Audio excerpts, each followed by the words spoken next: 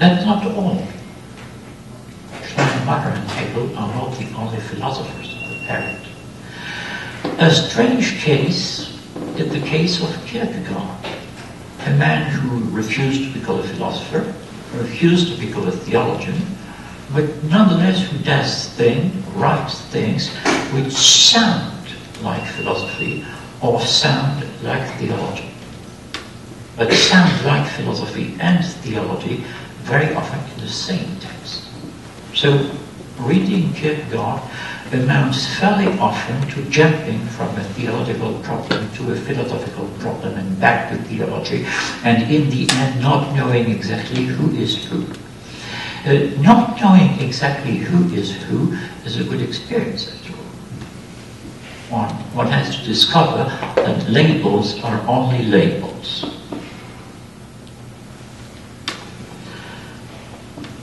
I've mentioned that science is something which more or less arises with Bacon and Galileo.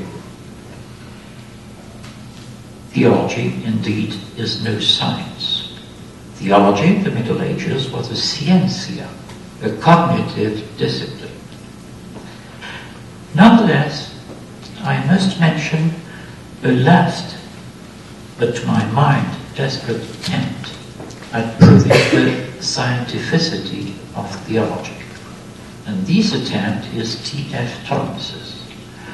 I'm almost sad to be in the position of the critic toward a man who was a good friend, a very good man, and a bright theologian. Nonetheless, if one reads Torrance's Theological Science, which aims at proving that theology is as scientific as quantum physics, for instance, one notices in the end that the concept of science which is used by Torrance is a weak concept. It's an only theoretical concept. It's the concept of science with very few close features: cognitive proximity, cognitive distance, faithfulness to the object. And undeniably, the theologian aims at being faithful to his object. Suppose that God is an object. And Tom Torrance was a pupil of Karl Barth, and it has been argued in a very good Dutch dissertation in the 70s that Barth was, as a matter of fact, close to Husserl, close to phenomenology. Which way? The title of this dissertation is Back to the Things. Now, Husserl wants philosophy to be back to things as they are. Theology, according to Barth, theology, according to Torrance, also just aims at going back to its source. In the case of Husserl, all phenomena. In the case of Barth and Torrance, only one phenomenon, God's self-disclosure. Nonetheless, is it any interesting to try to prove that theology is as scientific as quantum physics is? It is in some way a German attempt, though Torrance with Scott, but anyway, trying to prove that theology must be a science is something one understands when translating science into German. And then there it becomes Wissenschaft. Now, I'm not ashamed of saying that I'm no scientist. My knowledge of hard sciences is desperately poor. Were I to give a lecture in Germany, I would have to say that I was a Wissenschaftler. In fact, we are all Wissenschaftlers. And I became acquainted when a student with a German student who had come to Paris to spend a year and learn some French and so and so. So he was a student of physical education, respectable discipline. We need people to teach that.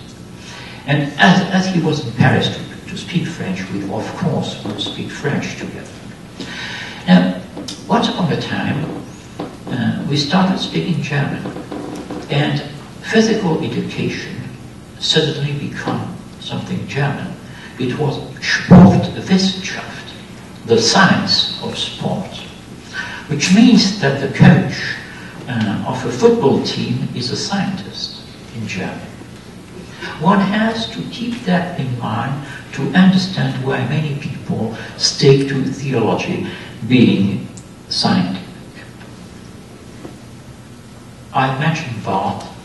Let him come back a few seconds. As a matter of fact, his theology was probably scientific, faithful to God, but his tactic was a tactic of splendid isolation.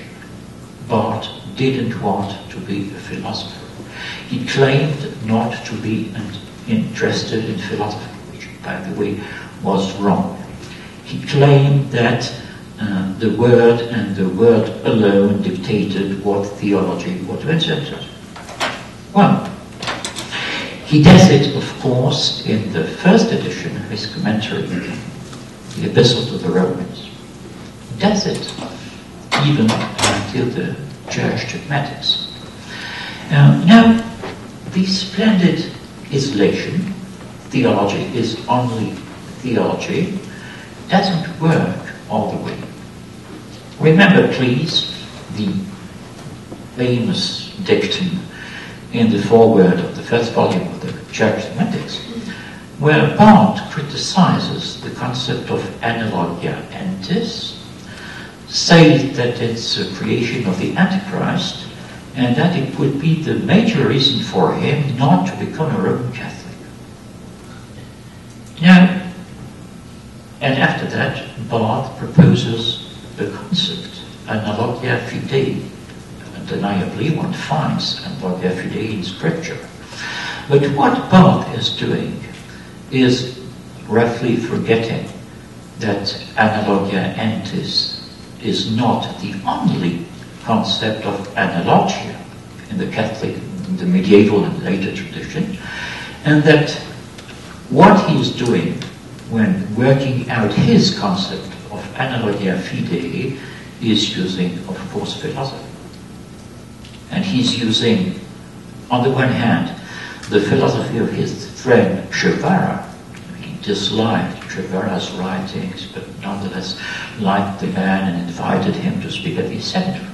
But on the one hand, he refuses a theory of analogy. On the other hand, he works out another very complex theory of analogy, which is certainly not the Pauline concept of analogia fidei. Of course, Barth says to us, a Christian philosophy, this would be a square circle. If something is philosophical, it's not Christian. If something is Christian, it's not philosophical. Splendid isolation is kept by Barth to the end, but it's kept slightly artificially, I think. Anyway, it's worse than that.